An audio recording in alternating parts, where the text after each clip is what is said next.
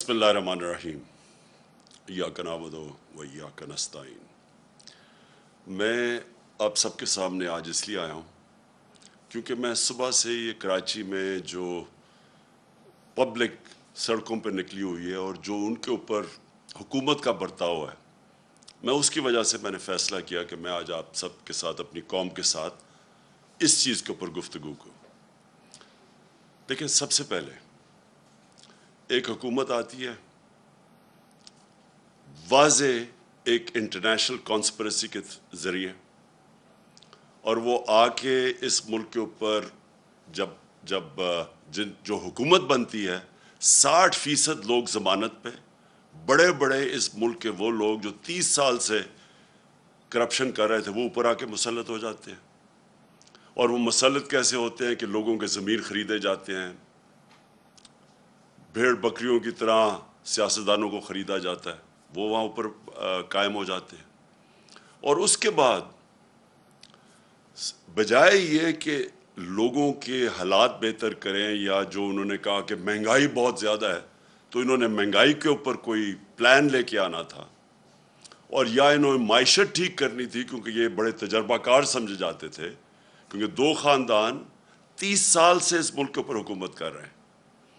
तो बजाय वो करने के जो इन्होंने हमारे सारा वक्त 3.5 साल तनकीद करते रहे कि जी बहुत महंगाई है, लोग पिस गए, इनको समझ नहीं है, माइशत को नहीं संभाल सकते, तो बजाय वो करने के सिर्फ और सिर्फ इन्होंने एक काम किया अब तक, और वो काम ये किया कि 1100 अरब रुपए के अपने ऊपर जो करप्शन केसेस थे, अपने आप को NRO दे के वो माफ़ करवा लिए।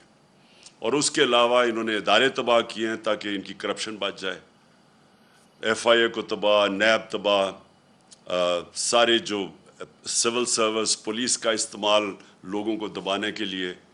तो सिर्फ और सिर्फ इनकी एक कोशिश थी, और वो प्लानिंग मैं बड़ी देर से लोगों को कह रहा था कि इनका सिर्फ मकसद हमारे ख़िलाफ़ जो सारी इकट्ठी भी हुई पार्टीज़, मार्चेस भी की, पीछे सिर्फ एक चीज़ थी कि किसी तरह ये हुकूमत जाए और ये आके अपने आप को NRO दे दें। अब क्या लोगों का गुस्सा क्या है कि आपने लोगों को तैयार किया कि जी बहुत ज़्यादा महंगाई है, लोगों की मुश्किल हालात हैं, यहाँ जनाब लोग तबाह हो गए, और हर रोज़ इनकी स्टेटमेंट्स, महंगाई मार्च। अब लोग क्यों सड़कों पर निकल रहे हैं? सबसे पहले कि लोग ये पूछना चाहते हैं कि कौन सी क़यामत आ गई जब से हमारी हुकूमत गई, और जब से ये 2 महीने, 2.25 महीने में जब से ये आए हैं, क्या हुआ चेंज कि कीमतें भी आसमानों पे चली गई, माइशत भी नीचे, रुपया भी नीचे गिर गया, स्टॉक मार्केट भी नीचे गिर गई। अब जो इंडस्ट्रियल ग्रोथ है, जिसकी वजह से रोज़गार लोगों को मिल रहा था, जो हमने 55 लाख नौकरियां दी थी, उसकी वजह कंस्ट्रक्शन सेक्टर था, उसको हमने उठाया। उसकी वजह थी इंडस्ट्री, लार्ज स्केल मैन्युफैक्चरिंग, जिसमें ग्रोथ हुई, रिकॉर्ड ग्रोथ हुई। उसकी वजह एक्सपोर्ट्स, टेक्सटाइल सेक्टर और सर्विसेज सेक्टर, इंफॉर्मेशन टेक्नोलॉजी के ऊपर 2 सालों में 75% ग्रोथ में, एक्सपोर्ट्स में इजाफा हुआ। तो वो क्या चीज़ हुई कि एक मुल्क IMF भी कह रहा था कि सस्टेनेबल ग्रोथ पे निकला हुआ था, ज़राअत में रिकॉर्ड ग्रोथ हो रही थी, यानी फसलों के अंदर रिकॉर्ड ग्रोथ हो रही थी, क्योंकि हमने पूरा एक प्लान बनाया हुआ था, हमने अपनी ज़राअत को उठाने के लिए किसान की कैसे मदद करनी थी, उनके कितने कितने तरीके थे कि हमने कैसे खर्च करना था पैसा ज़राअत पे। देर के बाद ज़राअत ऊपर जा रही थी। वो कौन सी क़यामत आ गई कि 2 महीने में सारा कुछ ही नीचे चला गया, आसमान पे महंगाई पहुंच गई, और जो माइशत है वो नीचे आ गई। आज बेरोज़गारी बढ़ती जा रही है। तो सवाल ये है कि कौम अगर आपको ये बाहर निकल रही है आज और मुजाहरे कर रही है, तो आपको बजाय ये डंडा का इस्तेमाल करने का, और ये जो आप उनके ऊपर तशद्दुद कर रहे हैं, एक डेमोक्रेटिक हुकूमत लोगों को बताती है, अपने मसले बताती है, और लोगों के दुख और दर्द सुनती है। लोग तकलीफ में हैं। किधर गई बिजली? किधर थी हमारे दौर में 3.5 साल में? क्यों नहीं ऐसी लोड शेडिंग थी? तो क्या हुआ कि एकदम लोड शेडिंग भी शुरू हो गई है? اور لوڈ شیڈنگ بھی شہروں کے اندر اور کراچی میں جس گرمی کے اندر لوڈ شیڈنگ ہے، وہ کیا آپ کی کوئی تیاری نہیں تھی؟ کیا ہوا؟ بجلی تو ہے یہاں ملک میں. اب یہ بجلی گھر کے اوپر جو انہی نے، یہ نون لیگ نے کانٹریکٹ کیے ہوئے تھے، جو بجلی گھر بنائے ہیں، جو 4 بڑے 5 بلکہ ان کے دور میں بنے. اب وہاں بجلی بھی نہیں بن رہی، پیسے بھی ہم دے رہے ہیں، جس کو کیپیسٹی پیمنٹس کہتے ہیں. یہ قوم اپنے ٹیکس کے پیسے سے ان کو کیپیسٹی میں پیمنٹس کے پیسے دے رہی ہے، لیکن وہ بجلی نہیں بنا رہے کیونکہ انہوں نے امپورٹڈ فیول کے اوپر بنائے تھے، LNG کے اوپر اور کوئلے کے اوپر. ساہیوال جیسی جگہ پہ انہوں نے کوئلے کے اوپر ایک جو پلانٹ بنایا ہے پاور جنریشن کا. آپ سوچیں کہ وہاں سارے کراچی سے سارا کوئلہ ادھر ٹریول کر کے آتا ہے ساہیوال. یعنی جس نے بھی یہ بنایا ہے اسی کو جیل میں ڈالنا چاہیے کہ کیا سوچ کے بنایا تھا. ماحولیات کے اوپر علیحدہ اس کا جو اثر ہے، اور دوسرا اتنی دور باہر سے امپورٹ کر کے کول لے کے، اور اس کی قیمت کتنی ہے، کس قیمت پہ وہ بجلی بنا رہا ہے. تو آج ان کے پاس نہ کوئلے کے لیے پیسے ہیں، نہ LNG کے لیے پیسے ہیں. نتیجہ یہ ہے کہ اب یہ پلانٹ چل نہیں رہے، جس کی وجہ سے لوڈ شیڈنگ ہے. تو میرا پھر سے سوال ہے کہ اتنی محنت سے آپ نے سازش کی، بیرون ملک کے ساتھ مل کے، یہاں لوگوں کے ساتھ مل کے، غداروں کے ساتھ آپ نے یہ سازش کی، اور آج لوگ آپ سے یہ سوال پوچھ رہے ہیں کہ جب آپ یہ سازش کر کے آ گئے تو اب کہہ رہے ہیں کہ جی یہ سارا کچھ عمران خان اور PTI نے کیا ہے. تو اگر ہم نے یہ کیا تو ہمیں رہنے دینا چاہیے تھا. آج ہم ذمہ داری لیتے ہیں اس چیز کی. ہم بھی IMF کے پروگرام میں تھے، 3.5 سال ہم IMF کے پروگرام میں تھے. کیا ہمیں نہیں وہ IMF کہہ رہی تھی کہ یہ قیمت بڑھاؤ، یا تیل کی قیمت اتنی کرو، یا بجلی کی قیمت اتنی کرو، یا ڈیزل کی؟ تو ہم تو پریشر بھی لے رہے تھے. اور اس دور، یہ ذرا میں اپنی قوم کو کہنا، جس وقت پریشر تھا قیمتوں کا، اور یاد رکھے IMF کا بھی پروگرام تھا، کرونا بھی ہوا جو ساری دنیا میں تباہی مچائی کرونا نے، اور اس دور میں جو انٹرنیشنل جو کموڈٹی سپر سائیکل، یعنی جو انرجی کی قیمتیں اوپر جائیں ساری دنیا میں، وہ بھی اوپر گئیں. اس کے باوجود ہم نے سب سے سستا ملک تھا پاکستان. آج اگر آپ قیمتیں دیکھیں، جس قیمت پہ ہم ڈیزل بیچ رہے تھے، پٹرول بیچ رہے تھے، بجلی حالانکہ کانٹریکٹ انہوں نے سائن کیا، پھر بھی ہم نے قیمتیں روکی ہوئی تھی. ہم نے سبسڈائز کیا ہوا تھا. ہم نے پیٹ کاٹ کے ڈیزل اور پٹرول کو اور بجلی قیمت نہیں بڑھنے دی. IMF پریشر برداشت کیا، کیونکہ ہمیں پتا تھا کہ لوگوں کے حالات کیا ہیں. ہمیں پتا تھا کہ یہ ایک انٹرنیشنل عذاب آیا ہوا ہے.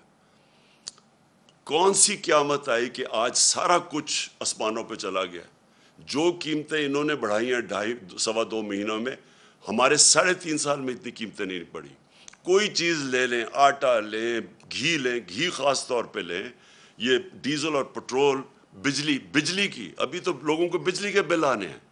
تو بجائے لوگوں کو ان کی دکھ درد سنیں اور کوشش کریں کسی طرح اپنا ذہن استعمال کریں، سوائے اپنی چوری بچانے کے لیے اور NRO لینے کے لیے، ذہن استعمال کریں کہ کیسے آپ لوگوں کا بوجھ کم کر سکتے ہیں. بجائے وہ کرنے کے، آج ان کو ٹیئر گیسنگ کیا ہے، دہشت پھیلائی جا رہی ہے، ڈرایا جا رہا ہے لوگوں کو. میری آج اپنی ساری قوم سے ایک ہی آپ سب کے لیے درخواست ہے، اپیل ہے کہ دیکھیں، ایک پرامن احتجاج ہم سب کا حق ہے. یہ ہمیں جمہوریت ایک حق دیتی ہے، ہمارا آئین حق دیتا ہے. ہمارے جب ہم نے 25 کو جب احتجاج کیا، 25 مئی کو، انہوں نے جس طرح کا ظلم کیا لوگوں کے اوپر، فیملیز پہ، گھر میں رات کو 2-3 بجے گھس کے خواتین کو جس طرح انہوں نے چادر اور چار دیواری کو، ہماری روایت کو پیچھے رکھ کے جس طرح انہوں نے کیا، اس کی میں مارشل لاء میں تو شاید ایسا ہوتا ہو، کسی جمہوریت میں میں نے ایسے نہیں دیکھا. میں نے جنرل مشرف کی آمریت کے اندر، وہ بھی ملٹری ڈکٹیٹر تھے، میں نے اس میں اس طرح کا ظلم نہیں دیکھا جو انہوں نے کیا 25 کو. اور اب ہم پھر تماشا دیکھ رہے ہیں. یہ کر کیا رہے ہیں؟ سنبھالی ان سے معیشت سنبھالی نہیں جا رہی، قیمتیں ان سے روکی نہیں جا رہی، باہر پھر رہے ہیں ہاتھ پھیلا کے. وہ ان کی مدد جس طرح کر رہے ہیں، جس طرح میں نے کہا کہ وہ کوئی بھی فری لنچ نہیں ہوتا، یعنی کوئی مفت میں آپ کی مدد نہیں کرتا، وہ کوئی نہ کچھ آپ سے مانگ رہے ہیں.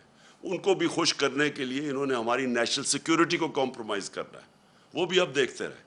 تو اب اگر ان کا خیال ہے کہ صرف ظلم کر کے اور تشدد کر کے کسی طرح لوگوں کو کنٹرول کریں گے، ایسے لوگ کنٹرول نہیں ہوں گے.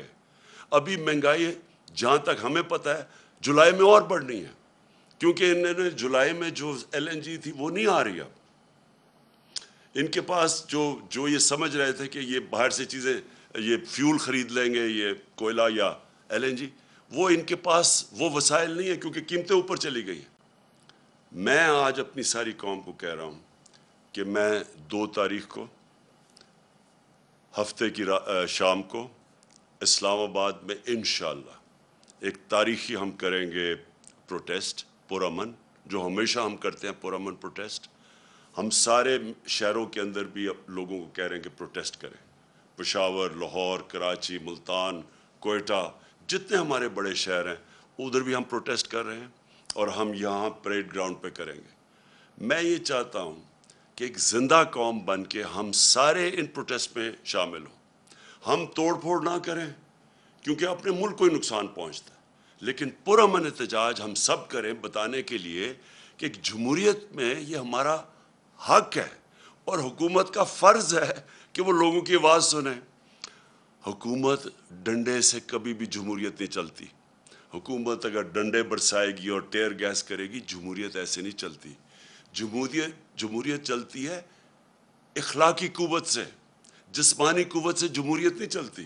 وہ ڈکٹیٹرشپ چلتی ہے، وہ بادشاہ سے چلتی ہو. جمہوریت چلتی ہے اخلاقی قوت سے. اس گورنمنٹ کو بتانا پڑے گا کہ کیا طریقہ ہے ان کا اس قوم کو، جو ایک دم آپ نے یہ سازش کر کے انہوں نے سب سے پہلے پاکستان میں ایک سیاسی بحران پیدا کیا. سری لنکا کے اندر پہلے معاشی بحران آیا، پھر سیاسی بحران آیا. پاکستان کے اندر پہلے سیاسی بحران پیدا کیا گیا سازش کر کے، جب ملک بالکل ٹھیک چل رہا تھا. ہماری پوری پلاننگ ہوئی تھی، جس طرح میں نے کہا ہم نے روس سے تیل لینا تھا، ہم نے ہندوستان کی طرح اپنے لوگوں کے اوپر بوجھ نہیں پڑنے دینا تھا جو دنیا عالمی منڈی میں تیل مہنگا ہوا ہے. ہمارا پورا پلان بنا ہوا تھا. انہوں نے پہلے ہماری گورنمنٹ پہلے سازش کی، ڈی سٹیبلائز کیا ملک کو، بحران پیدا کیا. اس کے بعد یہ معاشی بحران آیا اور یہ اب ان کے کنٹرول میں نہیں ہے.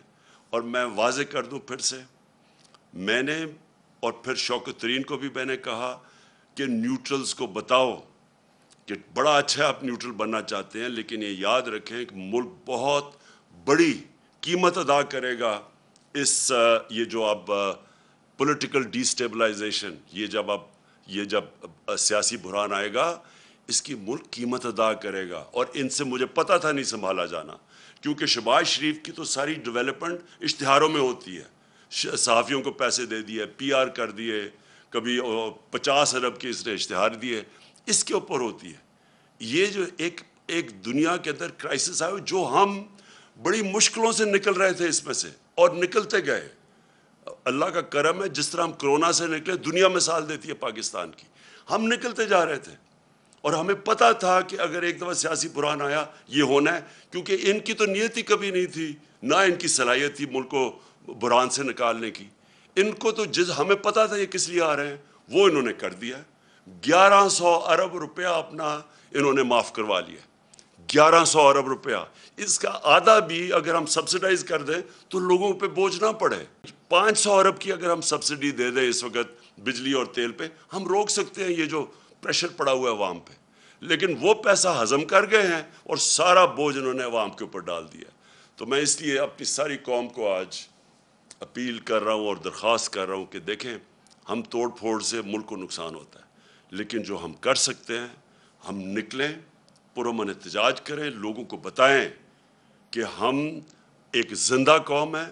ہم یہ چپ کر کے یہ ظلم جو کر رہے ہیں اس ملک پہ کہ خود اپنے آپ کو اربوں روپے کی کرپشن بچائیں اور یہاں اس ملک کے اوپر بوجھ ڈالیں، ہم یہ برداشت نہیں کریں گے۔ اور یہ جو ایک آخر میں انہوں نے ایک ڈرامہ شروع کیا ہے کہ پاکستان کو انہوں نے نکالنے کے لیے کوئی احسن اقبال نے کوئی ڈرامہ شروع کیا ہے کہ ہم اکانومی کو کیسے ریوائیو کریں گے۔ اگر آپ نے وہ بجائے یہ سارے پیسے خرچ کر کے یہ ڈرامہ کرنے کے، میں آپ کو آخر میں بتاتا ہوں کہ آپ کیسے آپ کے پاس ایک ہی طریقہ ہے کہ ہماری معیشت کو ٹھیک کیسے کر سکتے ہیں۔ زرداری خاندان اور شریف خاندان کو جو باہر اربوں ڈالر پڑا ہے، آپ آدھا ہی واپس لے آئے نا تو وہ یہ بحران سے نکل سکتا ہے۔ صرف ایک راستہ ہے، باقی آپ کے پاس اور کوئی دوسرا راستہ نہیں ہے۔ اور قوم کے پاس صرف ایک راستہ ہے، صاف اور شفاف الیکشن۔ صاف اور شفاف الیکشن کے بعد علاوہ کوئی اور دوسرا راستہ آج نہیں ہے۔ جو پنجاب کے اندر ہو رہا ہے، 2.25 مہینے سے ایک غیر آئینی، ایک ان لافل گورنمنٹ وہاں بیٹھی ہوئی ہے حمزہ شریف کی۔ اس کی کوئی بنیاد نہیں ہے، کوئی آئینی ان کو حق نہیں ہے۔ شکر ہے وہاں عدالتوں نے اب پہلے تو الیکشن کمیشن کو ایکسپوز کر دیا کہ انہوں نے غیر آئینی طریقے سے ہمارے 5 ریزرو سیٹس کو موقع نہیں دے رہے تھے۔ وہ شکر ہے عدالت نے ان کو ایکسپوز کر دیا، کیونکہ الیکشن کمیشن میں نے اپنی زندگی میں ایک جانبدار، ایک بائس الیکشن کمیشن میں نے نہیں دیکھی جو ایکسپوز ہوتی جا رہی ہے۔ دوسری چیز، اب پنجاب کے اندر لگ رہا ہے کہ اب حمزہ شریف کی حکومت نہیں رہے گی۔ اور میں آج خاص طور پہ آخر میں، کیونکہ 20 بائی الیکشنز آ رہے ہیں پنجاب میں اپنی پولیس اور اپنی بیوروکریسی کو ان کو پیغام دینا چاہتا ہوں کہ دیکھیں، جو ابھی تک آپ حرکتیں کر رہے ہیں، جو آپ نے ان کے حکم کے اوپر، یہ شریف مافیا کے حکم کے اوپر جو آپ نے 25 کو ظلم کیا لوگوں کے اوپر، اور یہ جو جس طرح کی اس وقت دھاندلی کی تیاریاں ہو رہی ہیں پنجاب کے بائی الیکشنز میں، دیکھیں اب کوئی چیز چھپی نہیں رہتی ہے۔ سوشل میڈیا کا زمانہ ہے، سب کی شکلیں بھی ہمیں پتہ ہے جن پولیس آفیسرز نے ظلم کیا ہے، یہ سارا ریکارڈ کے اوپر ہے۔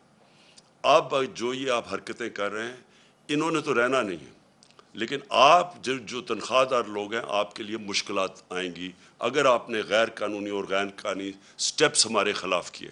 میں یہ صرف آپ کو اس لیے کہہ رہا ہوں کہ ہر تنخواہ دار کا اپنی فیملی کو سنبھالنے کا وہ سوچتا ہے کہ اپنے بیوی بچے ہیں ان کے لیے، تو اگر آپ نے یہ غیر قانونی چیز کی جو ابھی تک آپ کر رہے ہیں، اور جو آپ میں سے کر رہے ہیں، وہ سب کو ان کا ہمارے پاس ریکارڈ ہے۔